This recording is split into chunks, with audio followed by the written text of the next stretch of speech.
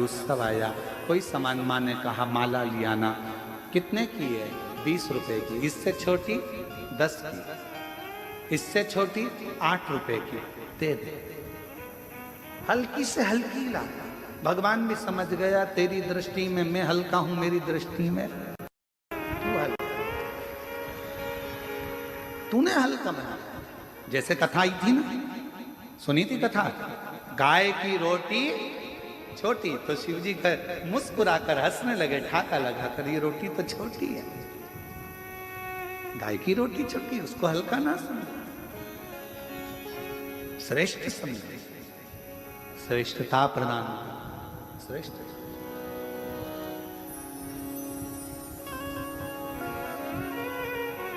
और मेरे भोले तेरा सहारा है, मेरे भोले तेरा सहारा है, मेरी नैया का तू किनारा है, मेरी नैया का तू किनारा है।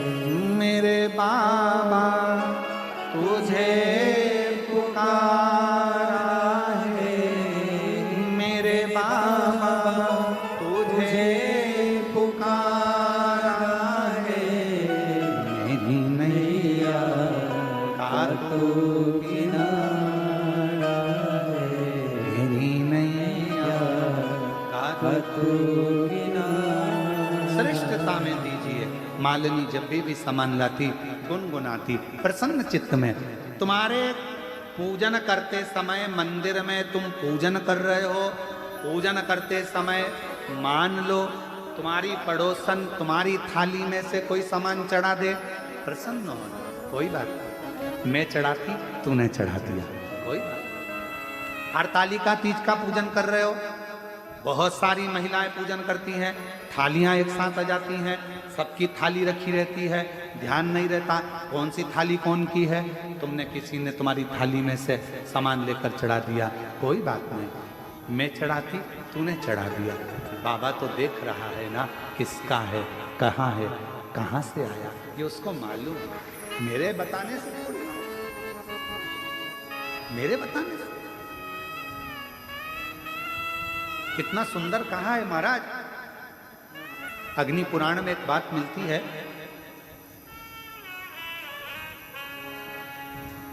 संध्या माने, संध्या माने पूछ लिया छाया से, क्यों भगवान सूर्य नारायण कहाँ है, स्वामी कहाँ है? छाया ने कहा वो बैठे हैं और शिव नाम का जाप कर रहा। केवल छाया ने संध्या मां को उंगली उठाकर मां यमुना जी की माता को केवल उंगली उठाकर बताया था, छाया मां ने संध्या मां को, कि वो देखो सूर्य नारायण भगवान शिव जी का जाप कर रहे हैं। और संध्या मां भगवान भास्कर देव जहां बैठे थे उस ओर बड़ी, और जो बड़ी तो शास्त्र कहता है कि जो सूर्य नारायण भगवान तप कर रहे थे, केवल संध्या उस पथ पर बड़ी थी, और सूर्य नारायण भगवान जो तप कर रहे थे उस तप का आधा हिस्सा मां संध्या के ओर चले गया था। उस तप का आधा हिस्सा, कितनी प्रबलता। कोई ने पूछा क्यों साहब, हमें भूख लग रही है, हम कुबेरेश्वर धाम आए हैं, भैया भोजन की व्यवस्था कहाँ पर है? आपने कह दिया इधर से पीछे चले जाओ, और साइड में भोजन की, हम पहले आए थे तो यहाँ भोजन मिलता था, अभी कथा चल रही है ना इसलिए पीछे भोजन की व्यवस्था है। भंडारा किसका? जिसने दान करा, बनाने वाला कोई, देने वाला कोई, खिलाने वाला कोई, केवल आपने उसको मार्ग बताया कि यहाँ से पीछे चले जाओ। अगर उसने जाकर पेट भरकर भोजन करा, उसके भोजन करने पर उसके पुण्य का आधा हिस्सा आपके खाते में चले जाता है, पुण्य का हिस्सा। क्यों भैया? कुबेरेश्वर धाम कहाँ है? रेलवे स्टेशन पर आ गए, पूछा हमें बाबा धाम जाना है, कुबेरेश्वर धाम जाना है। तुमने प्रसन्न चित्त में कहा जाओ जाओ, बहुत अच्छे से जाओ, भैया ऑटो मिल जाएगा, मैं रोक देता हूँ गाड़ी, मैं बुलाता हूँ गाड़ी, रुको रुको जरा, रुको जरा।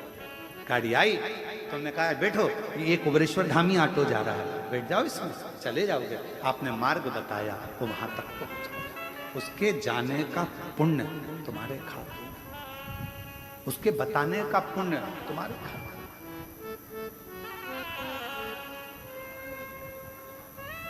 हमारी माता जी हमको कहती हैं कि वो ऑटो वाले बड़े बेकार हो गए। हमने पूछा काहे हो गए माँ? तो कहने लगे बताओ, ऑटो वालों को यात्रियों को ले जाना चाहिए कुबेरेश्वर धाम, वो आ जाते घर पे। गुम है कि वो बताते बताते जाते हैं कि ये गुरुजी का घर है और यहाँ गुरुजी रहते हैं और वहाँ कुबेरेश्वर बाबा रहते हैं, कुबेर भंडारी। वो बताते बताते उनको उसका पुण्य मिल जाता होगा, थोड़ा थोड़ा थोड़ा थोड़ा। क्यों चिंता करना, क्यों डिप्रेशन लेना, क्यों टेंशन?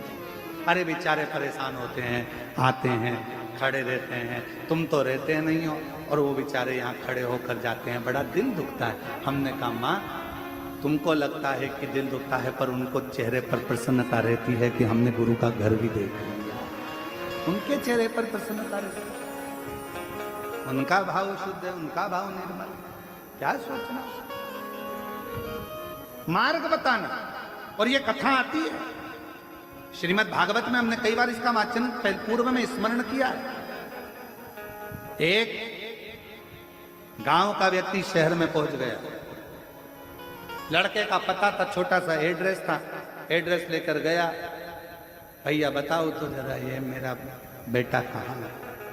कोई बताए नहीं, धुतकार दिया। किसी एक व्यक्ति ने इशारा कर कर बताया कि उधर रहता है। वो इशारा बताया, गांव का व्यक्ति उधर गया तो शिव पुराण की कथा चल रही थी, वहीं बैठ गया, कथा सुनी, जाने लगा।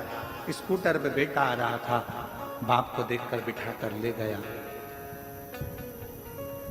जिसने रास्ता दिखाया था वो इतना पाप कर चुका था कि उसको स्वर्ग मिलना मुश्किल था।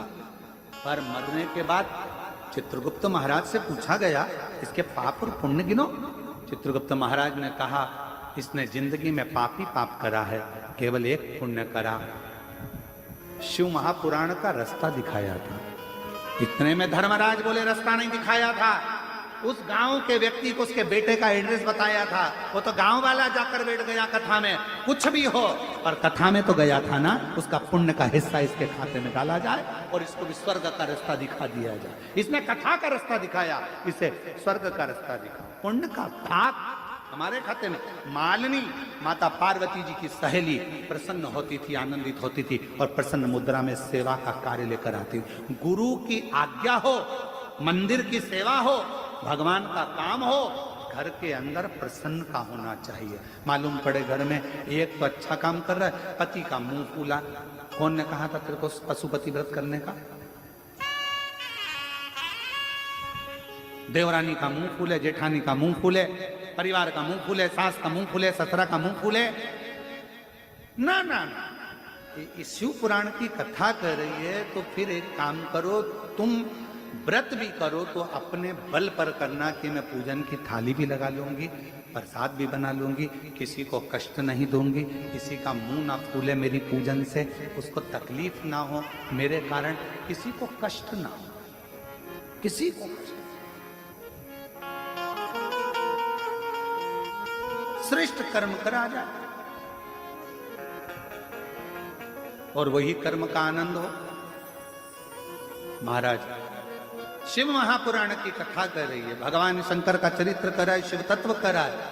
मालिनी प्रसन्न चित्त में लेकर आती थी। समय आया, एक दिन मालिनी, पार्वती मैया छोटी सी थी और बाल्यावस्था में माता पार्वती जी तुरंत वन में चली गई थी और एक गुफा के अंदर